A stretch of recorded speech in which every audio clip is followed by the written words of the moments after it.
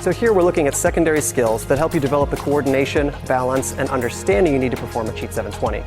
Then the return stance is half that spin. The second hook kick is the landing, or the other half of that spin. So think of 720 as a nickname for mainstream to describe a trick which has generally 1 to 1.5 spins in the air and lands with a hook kick.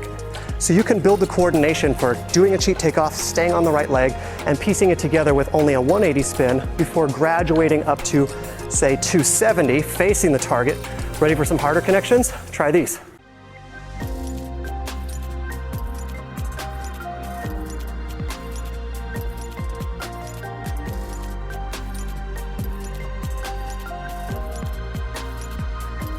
Can you make the kick noticeable? Are you fast enough to kick higher? Those are the attributes we'll pay attention to improve it once we have the technique solidified. So we'll start by breaking down the complexity of that technique to ensure you can land on the kicking leg. Follow along with me. So that is where we're talking about form, and now let's see where balance enters the equation. But we're gonna turn 90 degrees as we do it. So from backside, pop, hyper, and land. And then of course, since it's going up higher, it's traveling further, it needs to go faster in order to come back down in the same time limit. So let's get started in section 1, talking about some secondary skills that'll help you learn this trick.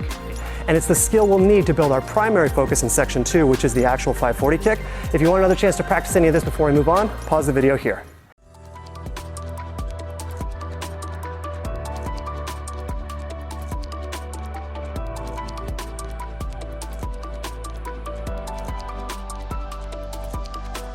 Doing the crescent or frontal style kick on your jackknife makes the rotation aspect harder to complete because now you have about 270 degrees to get to the hook. Since we are learning a brand new skill, we wouldn't want to start off with the difficulty as high as possible. We want it to actually be too easy at first. Here's another tip when building off that chambered or pumped knee on the jackknife.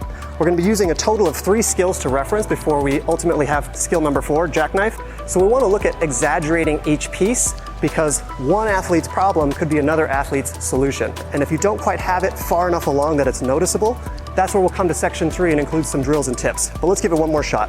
What does it feel like when I put both kicks together to actually do a jackknife? Follow along with me as we answer that question.